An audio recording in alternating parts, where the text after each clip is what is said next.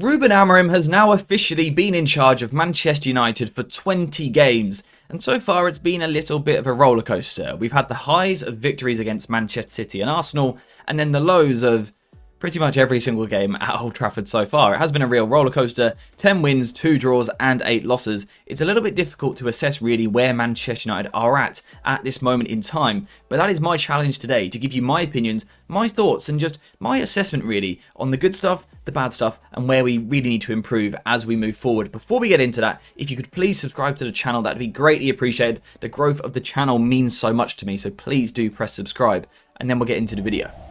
So the first thing that we need to talk about sort of on a base level is the formation and the tactics that Manchester United have been using under Ruben Amorim. And of course, we know what it is by now. It's the 3-4-3 formation. Although actually interestingly, in the 20 games so far, on 14 occasions we have seen United lining up with 5 defenders on paper.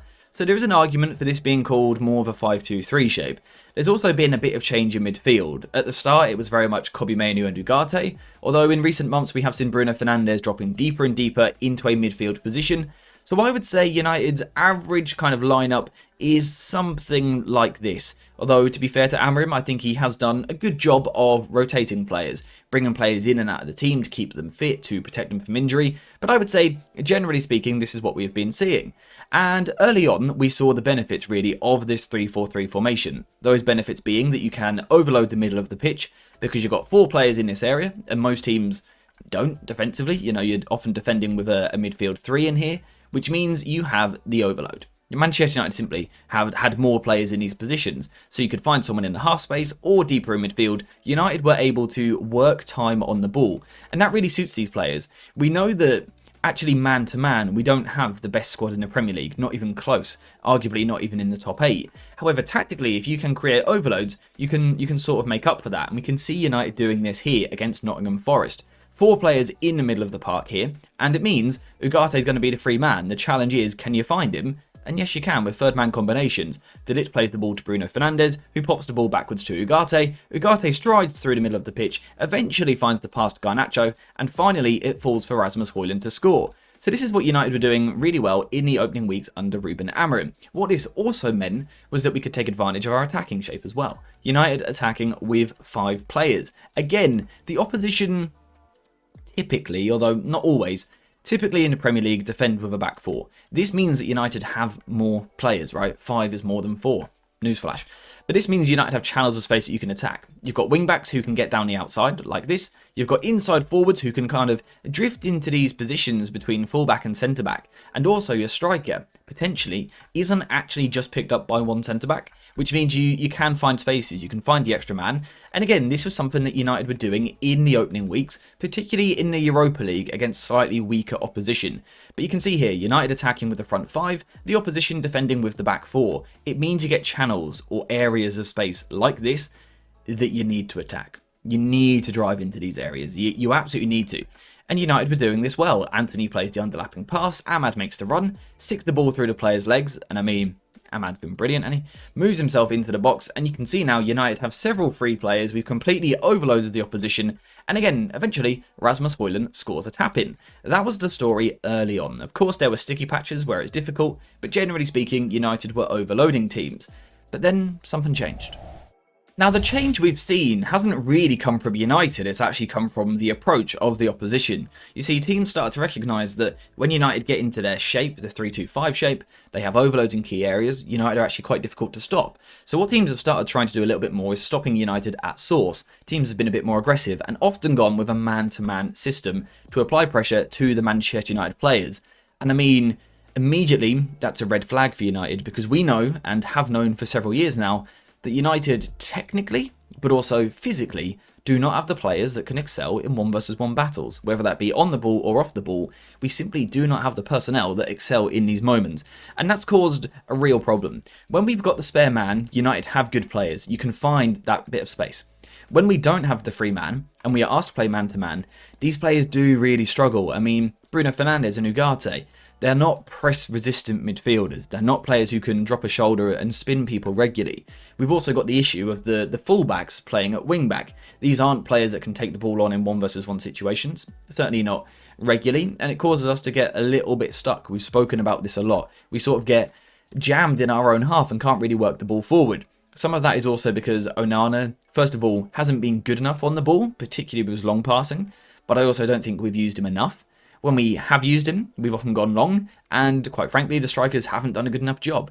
Granted, their service has been poor, but Højlund and Xerxes haven't really done enough to hold the ball up, to bring the United team in, and basically, we find ourselves a little bit stuck here, and this is a real problem in the Ruben Amorim system currently. What you expect in these moments when you're playing against a man-to-man side is positional freedom. That is the best way to disrupt a man-to-man pressing system. Because let's say I'm Bruno Fernandes, for example, and my teammate's got the ball here. If I'm playing against a man-to-man system, that means this guy probably is going to follow me wherever I go. So realistically, what United should be trying to do is see just how far they're willing to go with that. So, you know, could Bruno push all the way up here to drag this player with him, now opening up this big space for someone else to arrive into? Or in a different moment, could it be Ugarte pulling out into a wider position, again dragging this player out, and again now there's room for United to try and exploit.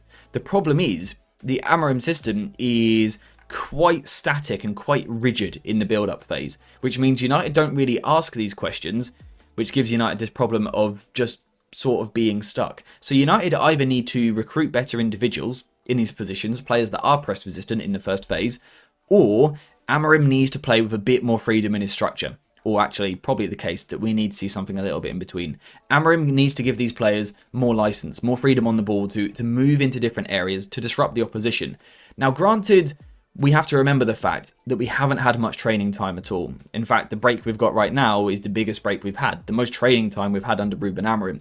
So, of course, when you don't get to train, you don't get to work on patterns of play in training, which means you're never going to see it in a match. So we shouldn't be too harsh on Amorim in this aspect, but it definitely needs work. I think perhaps one of the other problems we've had under Amorim so far is that even if we do progress the ball forward, again, he does have a slightly cautious mindset, and I think he always has it in his mind that he doesn't defensively have the best team, right? I don't think that's controversial to say. United defensively have been poor for some time. I think Amorim views it as, if we've got the ball, we're safe. So that means that we become a little bit too cautious in possession, a little bit too slow in possession. Players don't take enough risks on the ball because we don't want to lose it, because we know if we lose it, we're going to be in trouble at the back. So again, what this creates is a team which, for me, plays a little bit too slowly, and then out of possession, we're often dropping quite deep, again being cautious in a sort of 5-2-3 shape, which is difficult to break down and create chances against, but it is easy to progress the ball against. So again, we are giving the opposition too much territory. And I think what this turns into is a reactive United team. Rather than a United team that's playing on the front foot, asking the questions of the opposition, it's actually the other way around. So that sort of tactically is my assessment of where we're at so far. Of course, this goes much more in depth. We could break down each department if you want me to do that. Let me know in the comments down below.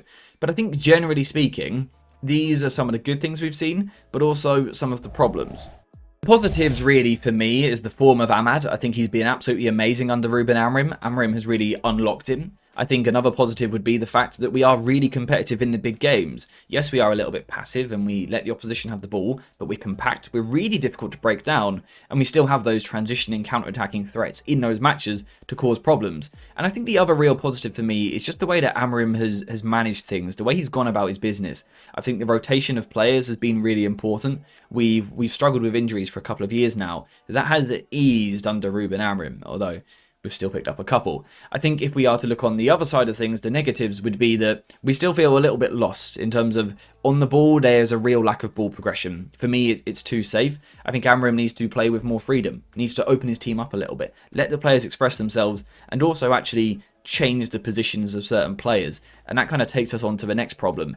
I think at the moment, we're still a little bit uncertain as to what the best positions are. Someone like Kobbie Mainoo, is he an inside forward or is he a midfielder? Ahmad, is he a wing back or not? Where should Bruno Fernandes play? These are key players in the United squad that we're not fully set on their best position right now, which again creates a problem. And the other problem is we don't score goals. We do not score anywhere near enough goals considering we are Manchester United, particularly at Old Trafford, when it is expected for us to be on the front foot and to take charge of a game. So I think that is where I'm at the moment. I think it's very, very important that we give Ruben Amorim time. I think we've seen positives. I like the way that he manages the squad. And I still think with time, he can get this Manchester United team much higher, much higher. I think the ceiling is really high for this system. For the way that Ruben Amorim approaches things, I think we will go on the right path eventually. I just think for now it's tough. He is making mistakes and he needs to improve. But also we need to remember that he just hasn't had the time yet. He hasn't had time on the training pitch and he so badly needs that. And also in the summer, he will need backing as well. He will need some new players. So right now it's tough. Like we've been warned a few times, I think it will be tough till the end of the season. I still expect, though, that we see progress. Amorim does need to tinker. He does need to change. He needs to get more from what he's got to earn the right to get more in the summer. So that's where I stand on this at the moment. I'm still more than happy with Amorim. He needs to make changes, but there's been a lot of good signs as well. I am more than happy with him. He just needs a little bit of time, a little bit of backing, and hopefully he can start to turn things around. But those are literally just my thoughts, just my opinions on the matter. I want to hear yours in the comments down below. What do you think of Amorim, and what would you rate him out of 10 at Manchester United so far? I'm really interested to see what you guys have to say on that. But apart from that, we're finished for today. So thank you guys very much for watching. Hope you have enjoyed it. And as always, I'll see you in the next one.